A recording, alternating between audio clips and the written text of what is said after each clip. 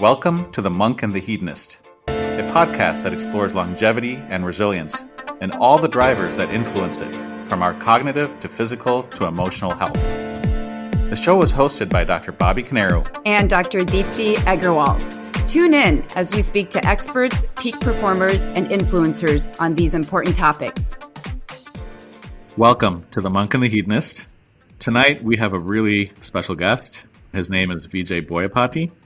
He is renowned in the Bitcoin space for his ability to provide very clear and simple explanations on what Bitcoin is, how it works, and some of the key points around its economics. And us, as being a health and wellness show, we also understand that financial health is really important. So we're really excited to have Vijay on our show. So before we dive into it, I'm just going to do a quick toast. Deepthi, I'm having just a standard cranberry and vodka using Belvedere vodka. What are you drinking over there in Chicago? I'm doing my standard ginger green tea, being the monk. Vijay, what are you drinking? I think I'm about halfway between you guys. I'm drinking Negroni, which is pretty healthy, right? You guys are the doctors, you can tell me. Oh, yeah. That's great. Cheers. Cheers. I'm looking to learn how to make the perfect Negroni, so maybe that can be another future podcast episode. Vijay, so we've been really looking forward to this podcast, and it's a little different from our usual. And Bobby has infected me with excitement about Bitcoin. So I'd like to start by you telling us a little bit more about your background and what led you down the rabbit hole of cryptocurrency and specifically Bitcoin. Okay, so firstly, you'll notice from my accent that I'm Australian. You may notice that. I grew up in Australia. I was born and raised there. I studied there, studied computer science. Actually, I should also mention I was in medical school for 2 weeks before I dropped out when they brought the cadavers out, and I realized that was not for me. Then I went back home and studied computer science and mathematics. I came to the US to do a PhD in computer science, but much to my parents' chagrin, I dropped out of that as well, and I decided to take a job. I ended up at Google. I spent several years there before Google IPO'd and it became this big thing, and I was really exciting to be part of that. And then after that, after Google, I left and I spent about a year doing some political campaigning in the 2008 election.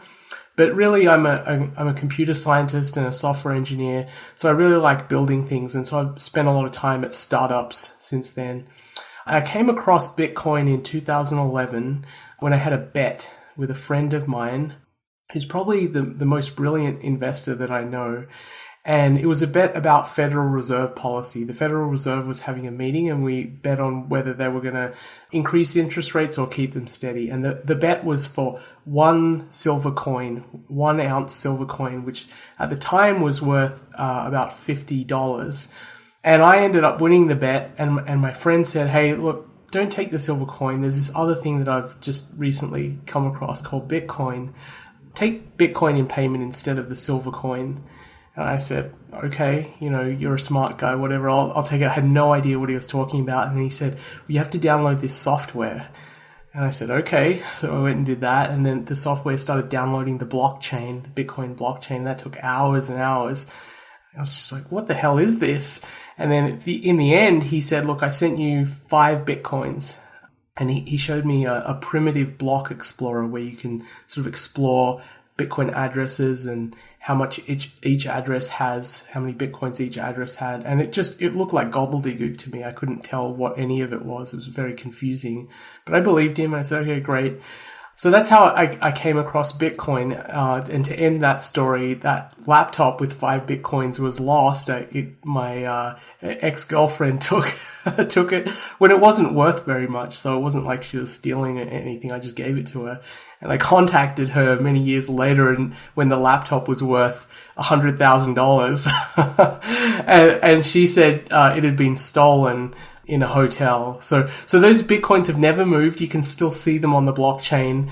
They're essentially destroyed because the private keys controlling those Bitcoins are dead now. So yeah, that's the story.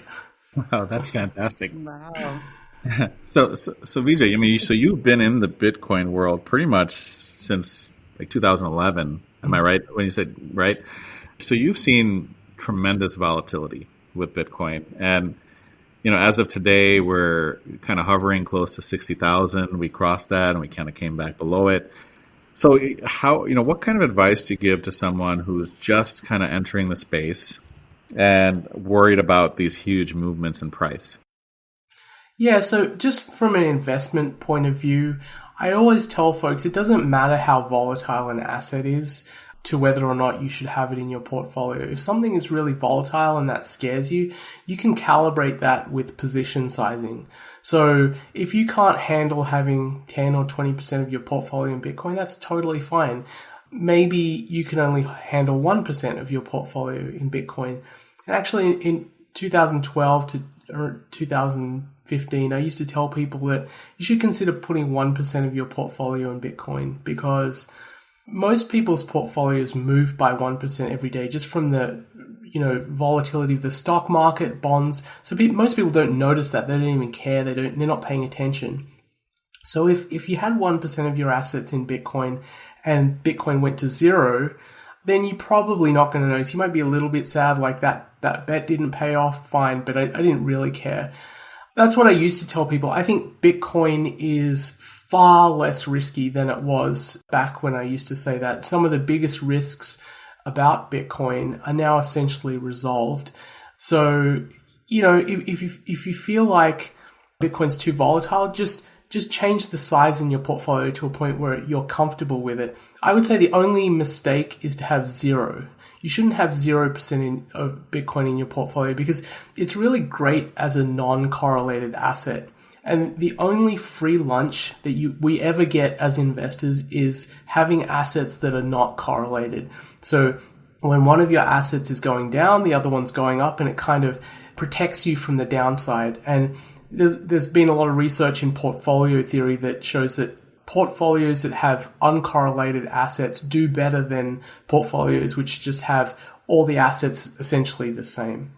So just from the perspective of portfolio theory and designing a good portfolio, you should have some Bitcoin. Choose the amount that's right for you, whether that's 1%, 5%, 10%. And I generally find that people, as they come to understand Bitcoin more and why it's important, they start feeling more comfortable increasing that percentage. They may start out at 1% and eventually get to 2 or 3 or 5 or whatever it is. Vijay, can we just backtrack a little bit? And because there's people that are listening that are probably even wondering what exactly is Bitcoin. So can you just give a simplified version to someone who, knows the word but doesn't actually know what it means? Yeah, absolutely. That's a great question to start with. So the way I describe Bitcoin is that it's a new form of money, and it's money that lives on the internet. It's native to the internet. And another way I think about it is that maybe people haven't looked into the history of money, but gold used to be money. It used to be money all around the world, and up until only a century ago.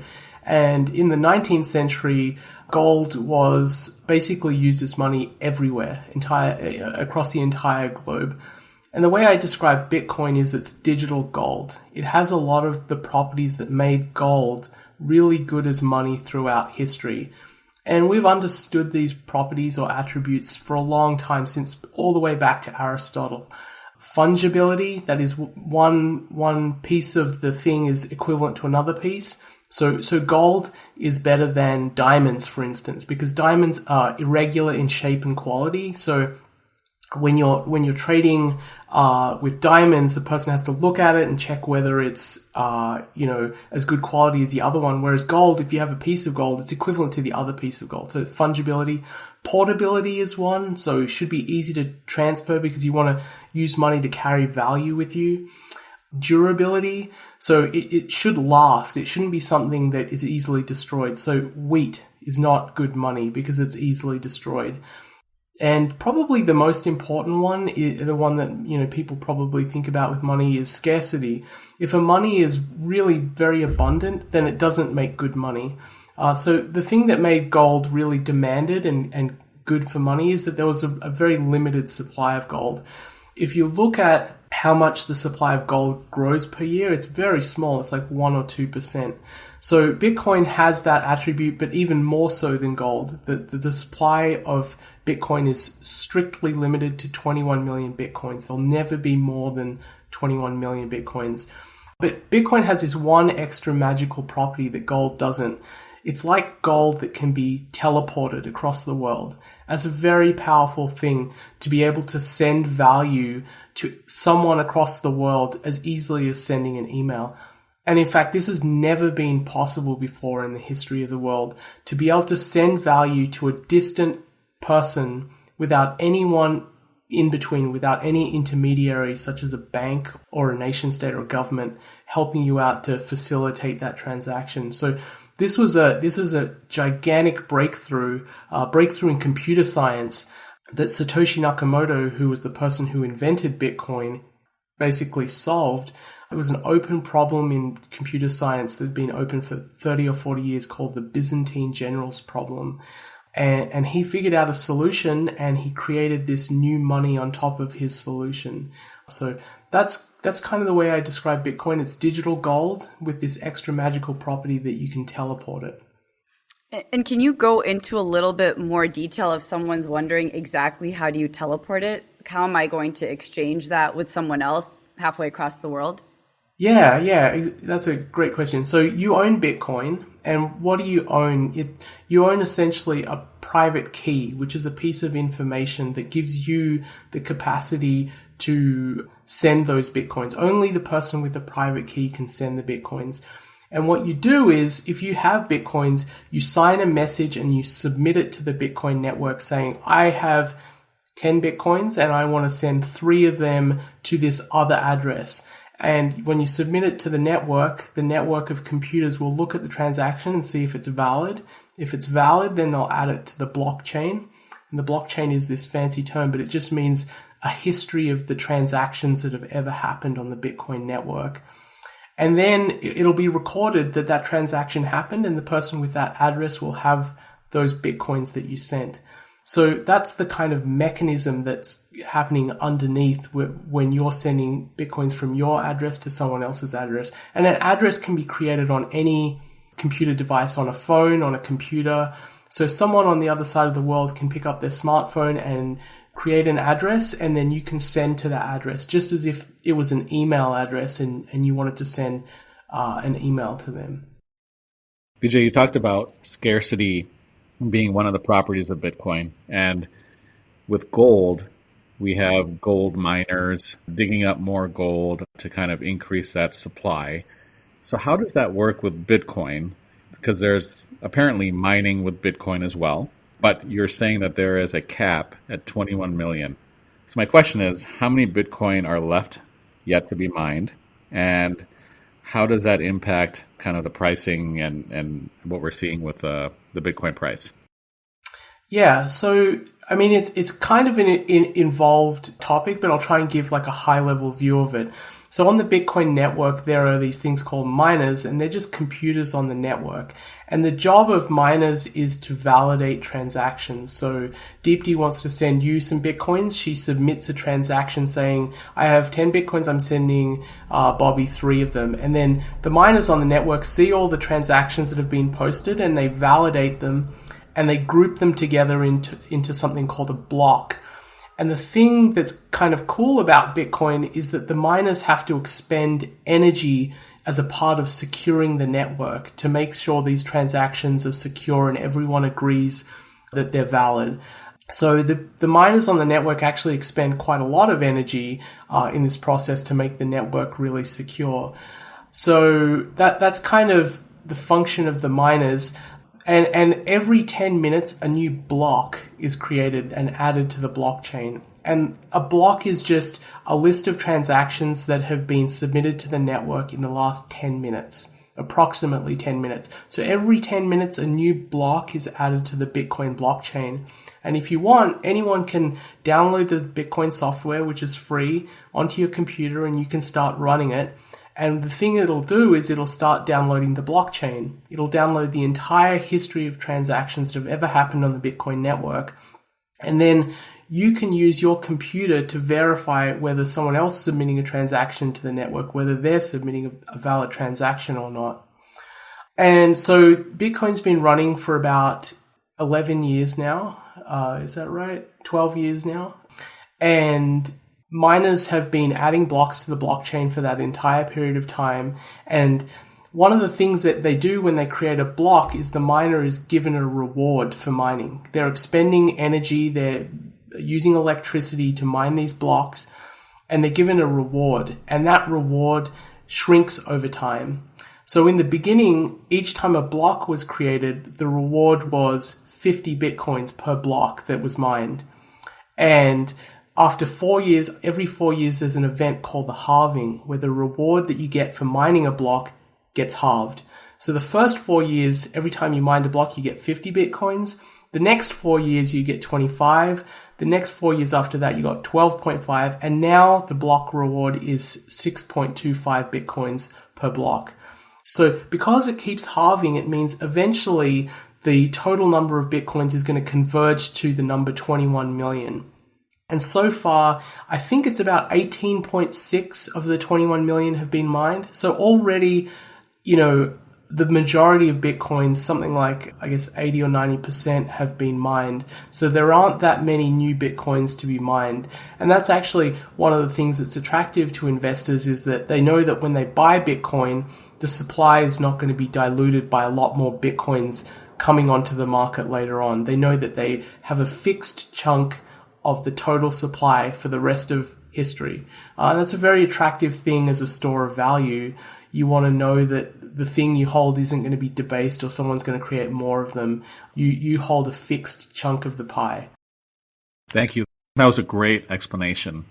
So someone who's new to the space, they're coming in and they're seeing thousands of different coins out there, Dogecoin and Ethereum and Cardano, and it's just overwhelming. There's so much noise in the space. So how would you address that with someone who is just wanting to enter the space and they're new to all of this? Yeah, so I'll go on a bit of a tangent. When I first came to the US, I worked for Google. And when I first joined Google, it was still a fairly small company, but it was already doing very well. And there were a lot of other competitors, a lot of other search products that were, in the same space. There was Dogpile and was Alta Vista and MetaSearch and just a ton of them. You guys probably remember some of them. But Google ultimately triumphed, and products like Google and Facebook have something that's very important, which is called a network effect. When a product has a network effect, it's the most important attribute of that product that gives it value. So an example is Microsoft Windows in the late 90s. A lot of people recognized that it wasn't a very good operating system, and they said, why is it the biggest operating system? Well, it had the network effect.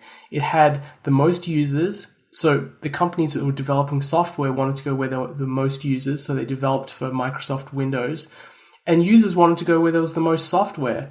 And so there was this feedback loop where you want to go where everyone else is going, because that's where you get the most value, just from almost like the community of other people being there. Now, money is an economic good which has this same attribute, but even more powerful. You want to keep your savings in the thing that everyone else thinks is valuable, because that's the thing that is going to keep its value over time. So yes, there are a lot of competitors, but none of them have the network effect. None of them have the scale of Bitcoin. None of them have the security. None of them have the expertise in the development team. All the world's best computer scientists and cryptographers are working on Bitcoin. They're not working on these side projects. And, I've worked in the space, and I'll tell you one thing. Most of these coins are just outright scams. Because now people have realized, well, Satoshi Nakamoto figured out this great breakthrough in computer science, and now I can just copy it. I'm just going to create this copycat. And they do it because they just want to make money quickly. They're like, I've created this competitor and it's really cool because I've added an extra bell or whistle. But really, the bells and whistles aren't the important thing. It's the network effect that's important. So you, for instance, Bobby, could create Bobby Book and say that this is better than Facebook and I've created these extra cool features. Doesn't matter. You don't have the network effect. You're not going to get anyone but your, mum and dad on there. Same thing with money. You want to be where everyone else is, and Bitcoin has that head and tails above all of the competitors. Makes total sense. So, Vijay, you also mentioned that Bitcoin, you think of it as, a digital gold. So why buy the digital gold versus actually buying physical gold, which, historically has a great track record? Right. Well, us subcontinentals, we love our gold. I own gold. Absolutely. I've got gold that my mother's given to me, and I actually own gold bullion as well. So, I think gold has its place, but, we're talking about network effects. Gold has a big network effect. It also has this long history where people have trusted it. It's something that holds its value over a long period of time. And Indians certainly have a very long history of value in gold, and it's part of sort of the culture, it's part of the religion, it's part of marriage. It really has this deep meaning and value in Indian society. Right. I would say something can only overcome a network effect of another product if it's 10x better. It has to be massively better. It can't just be a little bit better. And the benefit that you have of Bitcoin is that it's digital and it's transmissible. That's very, very powerful benefit. And I'll give you one use case. It's not the only one, but one use case is that imagine you're, a sort of wealthy person who's built up some savings over time, and suddenly your government isn't so friendly to you and your family, and you want to leave.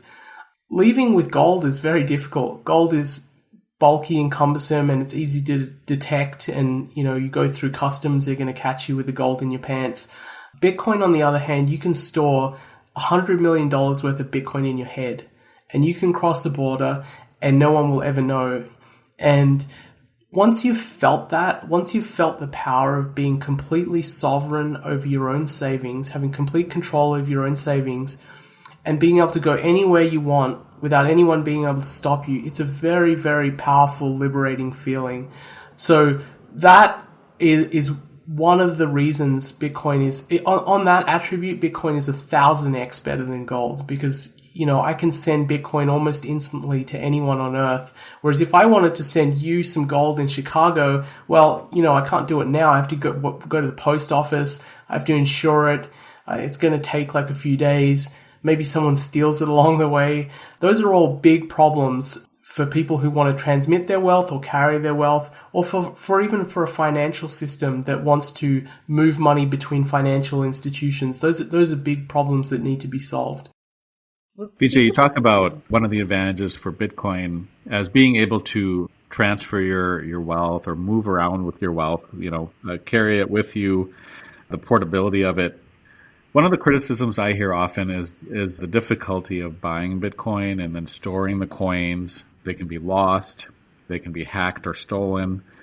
How would you address those concerns? They're completely legitimate concerns, and certainly there was much more complexity in the early days. You'd have to figure out how to, like one of the first Bitcoin exchanges, the exchanges are like foreign currency exchanges. You send your money there and you get the other currency. So you send dollars to a Bitcoin exchange and you get Bitcoin back. One of the first exchanges was called Mt. Gox, and it was in Japan. And to buy Bitcoin, you'd have to go through this very long, complicated process where you go to CVS and you'd give them cash and they'd give you this printout which would deposit it at some American service, and then they would send it to Tokyo, and it was incredibly complex. And then storing the Bitcoins was really hard too, because you'd have to actually run the software, download the blockchain, figure out how to manage private keys, and most people aren't sophisticated enough to do that kind of thing. But really, another way of thinking about it is that those initial barriers gave a greater opportunity to the people who were willing to jump over those barriers or climb those barriers. And certainly the returns for the people who were able to figure those things out early on have been tremendous. But really, with any technology, it improves over time, and the user interface improves over time, and the services improve over time. So now you can go and buy Bitcoin at various places, which make it very easy to buy Bitcoin. I would say now it's essentially as easy to buy Bitcoin as it is to buy a stock. If you can buy a stock, you can buy Bitcoin. You sign up to one of these services like Square Cash or Kraken or Coinbase, and you deposit some money, you connect to your bank account just like you do with a brokerage, and then you just click buy, and that's it. And if you don't feel comfortable, holding the Bitcoin yourself, that's totally fine. You can leave it with that service. But if you do want to feel that power of holding the Bitcoin yourself and being able to take your savings with you wherever you go, then you can explore things like hardware wallets where you can store the private keys. And those have improved dramatically over the last few years, where they're very easy to use. It's much simpler to withdraw your Bitcoins from an exchange and keep them on your hardware wallet, which is just a USB stick essentially. And they walk you through all the steps to make sure that if you lose the device, you can still get the Bitcoins back. So I think over time, the user interface is going to get easier and easier. But if you're one of the ones who's willing to sort of brave, the difficulty of getting into Bitcoin now, I still think there's a huge opportunity for folks, because there is still that fear that this is complicated. I don't quite get it. What is this crazy thing? How do I get my money in there? So it's a legitimate concern, but it's certainly improving a lot since when I first got into the space. When I told you that story about my friend sending me my Bitcoins, I didn't understand any of it, and I'm a computer scientist. Just a follow-up question to that, Vijay, it seems like there's more and more platforms now that are actually encouraging you to keep the coins with them, and they'll even pay you interest. So do you think that it's safe then to keep it on these platforms, or would you recommend always taking them out and putting them into hardware storage? Well, I think it's a spectrum. I mean, if you keep your Bitcoins with one of these services, the risk is that the service itself gets hacked, or that they're criminals and they steal your Bitcoin. And certainly there's been a history of exchanges being hacked.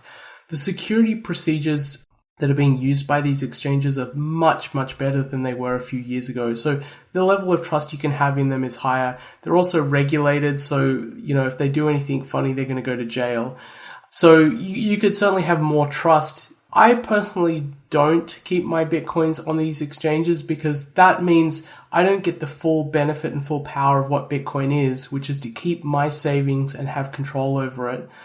But there's a spectrum, right? When you first come to Bitcoin, I think it's perfectly okay if you're just starting to learn about it to keep your Bitcoins on one of these services. And as you learn more and you become more sophisticated, you might become interested in holding your own Bitcoins. And I find that most people who buy Bitcoin start getting interested in it because it's a fantastic asset. It's very interesting. It's performing really well. And I believe it's going to continue to perform extremely well. And as it becomes a greater part of your portfolio, a lot of people start paying attention, like, whoa, I bought, 2 or 3% of Bitcoin, as 2 or 3% of my portfolio, and now it's 20% or 30%. I should think about this a bit more. And from my experience, a lot of people, whether they're doctors or computer scientists or whatever their profession, they get interested in going down what's called the Bitcoin rabbit hole, which is like trying to figure out everything they can about Bitcoin and getting interested and getting involved in the community, the Bitcoin community. So yeah, I would say it's fine. Use these services once if you're very new to the space, it's totally fine. But as you become more interested, if you become more sophisticated about understanding how to hold it yourself, then go and do that too. Vijay, what platforms would you recommend to get started with? Good question. I try not to give recommendations like that because I never know which of these are going to succeed and which are going to fail. And the industry is so new. I think it's really important for people to do their own research on this kind of stuff and to take ownership and take responsibility. Like, this is a new thing. Let me dig into it. Let me read the stuff that I need to read and figure it out. I think any one of the big ones is going to be pretty good and you'll be fine. And the ones that are big and regulated in the US haven't really had any problems. So yeah, I encourage people to look into it because I think that's helpful for their own education as well. Right. Yes. Vijay, we've had several guests even kind of send us some questions to ask you. Another question that came up was, for potential investors, what if governments put on, severe regulations onto Bitcoin or even ban Bitcoin like India just recently did? What do you see happening at that point? So this is another very legitimate concern. And just to clarify, India hasn't banned Bitcoin. It's talking about whether it should regulate and potentially ban. So it is a risk. And the way I think about it is the risk to Bitcoin being banned is really strongly related to whether Bitcoin gets enough political capture. And what do I mean by that? I like to give the example of the company Uber, the ride-sharing company. And the way Uber's business model worked was that they would go into these cities and they would just start their business. They would hire a bunch of drivers that start their service without asking permission at all. And the taxi companies and the taxi lobby were really hostile to Uber, and they had very strong connections to a lot of local governments, and they would petition their local governments and say, hey, we need to ban this thing. This is really hurting us, and they're not regulated, and we need to kick them out of the city. But Uber would just go in, and it was really popular. It was a great service. It did what it needed to do really well. And as soon as these governments sort of caught wind that they needed to do something and tried to regulate Uber, there was enough of a natural lobby in the city to prevent it from happening. People saying, no, I have a job with this company, or I love this company. I don't want to go on a taxi. I want to go on Uber because the driver is much better than a taxi driver. And I think the same thing is true of Bitcoin. When you have enough of a population which holds savings in Bitcoin, it will be much more difficult to regulate. And you're already seeing this. There are, a few members of Congress who are very pro-Bitcoin and several more who are sympathetic to Bitcoin. And I think in the next 4 years, there's going to be a landslide because I think the number of Americans that own some Bitcoin in their portfolio is going to skyrocket. I think it's going to be the majority of investors will have some of their assets in Bitcoin. And then it's a question of can you ban 401ks? No, you can't ban 401ks because you're going to really hurt people if you do that. And they have a vested economic interest. So it's a great question and it's an open question. The question is, do the entrenched interests that are hostile to Bitcoin, such as banks and the financial industry, which Bitcoin is disrupting, and the Federal Reserve, which runs monetary policy in the US and would probably feel threatened if Bitcoin became really big, do these entrenched interests try to attack Bitcoin before Bitcoin becomes so entrenched that it can't be killed? Like the internet is another example. You could never kill the internet in America. With what you said then, because you said government intervention is a legitimate risk. There is also the risk of potentially losing your coins in some way or fashion. But even with those risks, I just want to go back to what you said earlier in the conversation, that it's actually the riskiest not to own any Bitcoin, right? And I really want to kind of emphasize that to our audience so that they understand that it may be financially unhealthy not to own any Bitcoin. Can you speak on that a little bit as to why, even with these risks, that it's really important to own some Bitcoin? Yeah, so the way I think of Bitcoin is it's an asymmetric bet. I think Bitcoin is the best form of money that's ever been invented. And I think the breakthrough in computer science that Satoshi Nakamoto came up with is a once in 1,000-year breakthrough that really is probably the most important innovation to money in 1,000 years. The ability to send money without a trusted intermediary to anyone on Earth almost instantly has never been possible. So this is historically unprecedented. So I think Bitcoin is the best money that's ever been invented, and I think it's going to become the global reserve currency. That's my view. I think it's going to overtake the US dollar in the next 20 to 50 years. And if it does, it's very, very cheap right now. And everyone's mind is going to be rewired to think in terms of Bitcoin, not in terms of dollars. So you're going to go to the grocery store and you're not going to think, how many dollars is that loaf of bread? You're going to think, how many Bitcoins is that? And if that happens, there's going to be a lot of savings that flow into Bitcoin. And it's better to be early. When something is becoming a global reserve currency, you benefit more by being early. Of course, you'll still benefit if you're late. You just won't benefit as much. The amount of value that you get on owning money that's become money is that holding it, you get the productivity of the economy. So your money increases in value by a few percent every year. So I think it's an asymmetric bet. If you buy some Bitcoin, the downside is you lose the value of that Bitcoin. So you say you put in $5,000 into Bitcoin or 1,000 or whatever you want to put in. The downside is that amount goes to zero. The upside, I think, is still 100 or 1,000x. And so as an investor, you really want to find those investments where they have that asymmetry, where you can say, okay, I'll just put some of my portfolio in it, just a small amount. And if this does well, then it's going to be meaningful to my life. It's going to really change the savings that I have and the lifestyle that I can live. And people in Silicon Valley are very used to this thinking because they invest in, small companies. They make angel investments where it's the exact same idea. You put in a small amount of money in a small early company, and if it fails, it fails. That's fine. A lot of them fail. But if it succeeds, then it becomes something like Google, and you make 10,000x on the investment. That's going to really change your life. I view Bitcoin the same way because I think it's the most important innovation to money in 1,000 years. So Vijay, along those lines, I was going to ask you if Bitcoin what are your thoughts if it's going to stand the test of time? But it sounds like you truly believe it will. So I guess I'll reframe that question. What is the future of Bitcoin in your opinion? Well, I'm very, very bullish on Bitcoin. So I'm the author of the article, The Bullish Case for Bitcoin. So you take that with a little grain of salt. But, there are various bull cases for Bitcoin.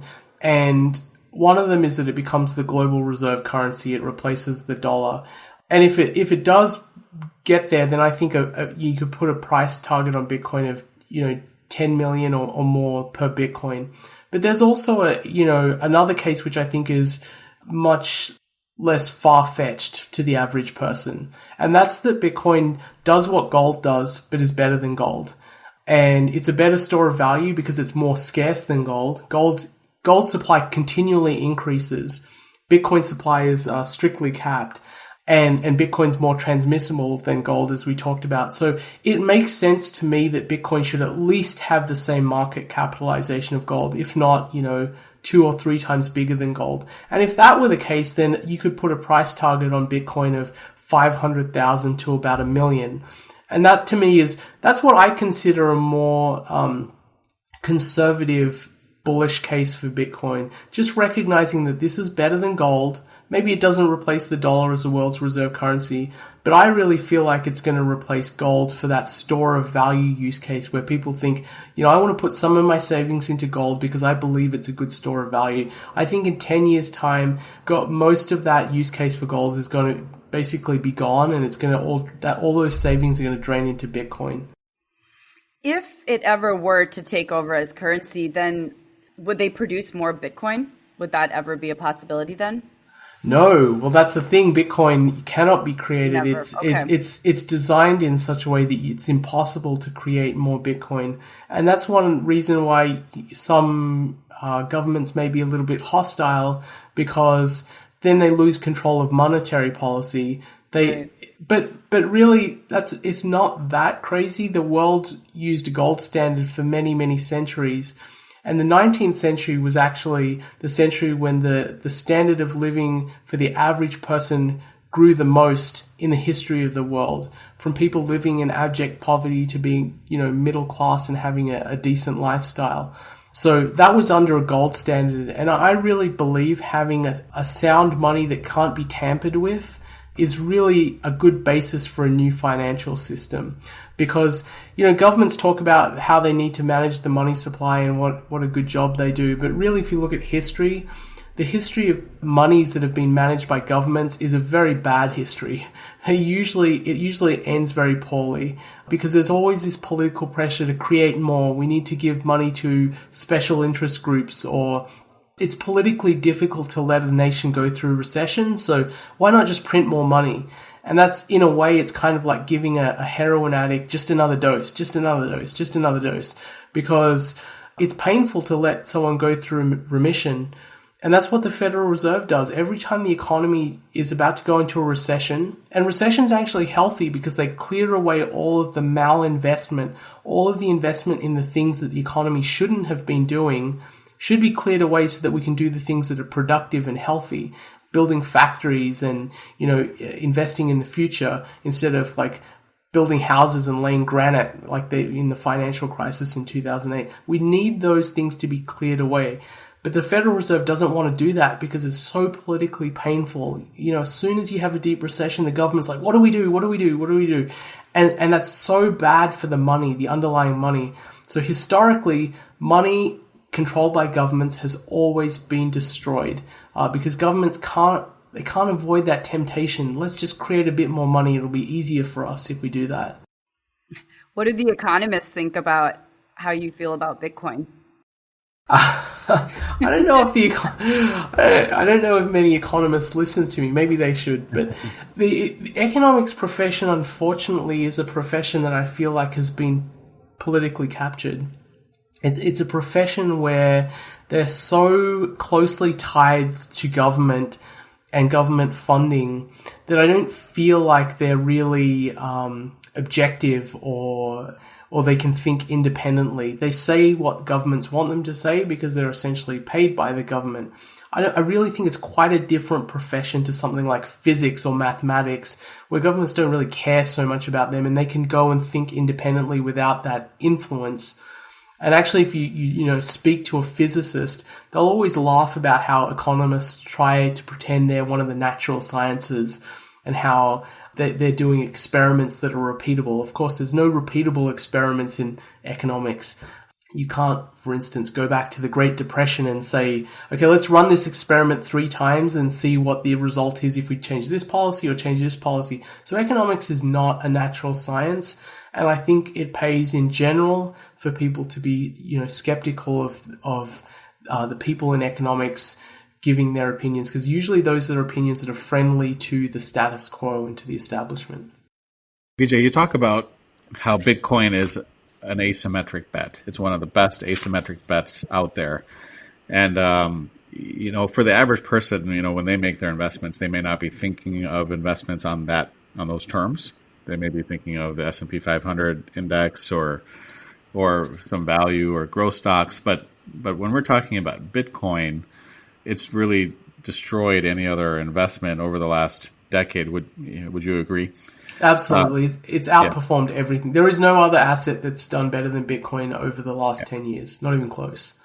Yeah. So I would like to have some fun with this, because I know that so many people are curious as far as predictions. So, and obviously no one knows, but how high do you see Bitcoin going, by the end of this particular bull run?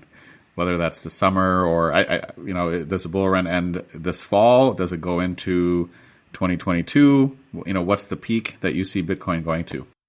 Yeah, so I generally don't like to give specific price predictions, but I will talk about this a little bit. One thing that's interesting about Bitcoin is that it's a monetary good that's being monetized. It's becoming money. And we've never seen this happen in real time. We've never been able to observe it in real time and learn from it. The process of gold becoming money took millennia, in thousands of years before it took the form of final money, where people were using it to buy things at the grocery store, 100 years ago. So we get to observe it. And one of the things that's so fascinating about Bitcoin is it goes through these hype cycles. Approximately every 4 years, it goes through this cycle where the price will just grow exponentially and it'll reach some, very high peak, and then it'll crash, and it'll crash to a level that was higher than the previous plateau that it was at. And the pattern of these charts, if you look at them, it's like a fractal of increasing magnitude. So if you look at the chart of Bitcoin, the bull market in 2017, and superimpose it on the 2013 bull market, it looks almost identical. And it's kind of scary. So we are learning something about the process of monetization, which is that it happens in these cycles and it happens in this fractal pattern. And so we're in the middle of one of these sort of parabolic moves. And one of the things I wanted to do was, well, what happens if we take the last bull market and we superimpose it onto the current bull market? Where do we go? What would that look like? And I thought, that's being really optimistic because Bitcoin was much smaller then, so you can expect it to move more. But just doing that very naive analysis, Bitcoin would reach a price of about $300,000 in this bull cycle. And the thing that really surprised me was that I thought this bull cycle would move a lot more slowly because Bitcoin is much bigger. It's harder to move the price when it's much bigger because you need much more money flowing into it to be able to move the price. But it's actually moving faster than 2017, which is incredible. I did not expect that. And I think the reason is because the Bitcoin is bigger, but the size of the capital and the savings moving into Bitcoin is also much bigger. So in 2017, it was just regular retail investors, people like you and me, putting some of their savings into Bitcoin. But now it's corporations and institutions like Tesla putting $1 billion into Bitcoin, or MicroStrategy or Square, or these companies putting massive chunks of capital into Bitcoin. Because these companies have got a problem. They have big piles of cash, and they're wondering, what do I do with this? And most of that cash is sitting in short-term government bonds, which are yielding almost nothing. And if you're like Google and you're holding $100 billion in liquid assets that is yielding almost nothing, and the inflation rate is 3%, then your savings as a company is like an ice cube that's melting. And so you have a problem as a company. Like, where do I allocate these assets that we have? And so I think companies are starting to recognize, hey, we should allocate something to Bitcoin because it's clearly done so well over the last decade. It's a monetary asset. It's very liquid. If we want to sell it, we can sell it very quickly. So let's put some of our savings into Bitcoin. And when you have corporations coming in with their treasuries, the amount of savings that flow into Bitcoin is not, in chunks of 100,000 or, a few million. It's in the billions. So that kind of explains to me that, what I was surprised that Bitcoin was moving faster than the prior cycle, but that's the explanation, I think.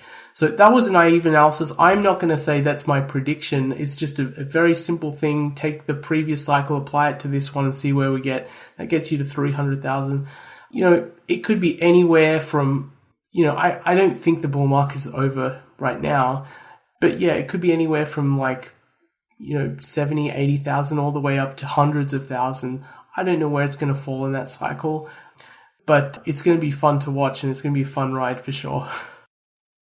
Yeah, and this is also with just Tesla and MicroStrategy and a few major companies putting their money in. I mean, once we have companies like maybe Apple or Google or Amazon putting money in, I can only imagine how rapid the price for Bitcoin is going to start rising.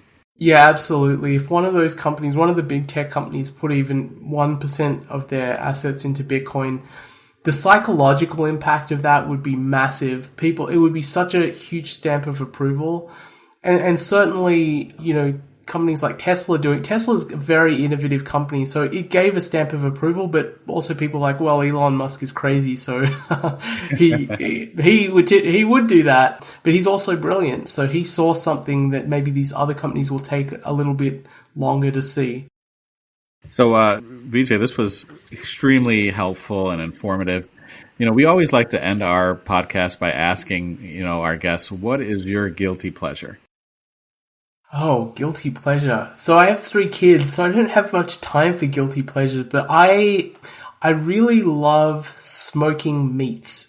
Yeah. I'm a big fan of Texas barbecue. I did not grow up in Australia with Texas barbecue, and I went down the Texas barbecue rabbit hole, and really, my wife bought me an Aaron Franklin book for my birthday. So I'm really into, and just cooking, I think. I really like perfecting something, and my sister, when I was little, called it my fads. I would have these fads where I'd become obsessed with something for 2 or 3 years and just want to learn absolutely everything I could. And so cooking is probably that. I love sous videing and smoking and doing all the fancy kind of stuff that you can do, and getting that high-end restaurant feel with the food that I cook. That's amazing, Vijay. We love hearing all of our guests' guilty pleasures because they're all so different. So they're fun to hear. Yeah. So, we've really enjoyed talking to you. And I think for people who are interested in learning more, those who don't know a lot about Bitcoin, they should definitely read your article, The Bullish Case for Bitcoin. And it's coming out as a book as well. Amazing. I mentioned that as well. That's going to be in the next month, I think. Perfect. I've just finished writing the book. It's the article, but expanded and updated. It addresses a bunch of misconceptions and risks that I didn't cover in the original article. Some of which you asked about tonight. So you'll find those answers in more detail in the book. But yeah, go check out the article and keep an eye out for the book as well. Oh, perfect. You're so understated. We didn't even know you had your book coming out. So that's great. Yeah. And then another place people can find you is on Twitter? Yeah, so I'm Real Vijay. So it's Real REAL _ Vijay VIJAY at Twitter, and I tweet a lot about Bitcoin and what's happening in the market at the current moment. So if you're interested in Bitcoin or learning more, follow me on Twitter and hopefully you can learn some stuff. Vijay, thanks for being such an educator in the space for Bitcoin. You've truly helped enlighten so many people in this vast cryptocurrency space, and you've made it less intimidating for a lot of us. So thank you for that. Thanks. I appreciate that. It was really awesome speaking with you guys. I especially like speaking to doctors. I feel like you're my long lost kin. I went to medical school and I dropped out, and it's always nice to speak to doctors. Well, great. Thank you so much, Vijay. Cheers. Cheers. Thank you. Cheers, guys.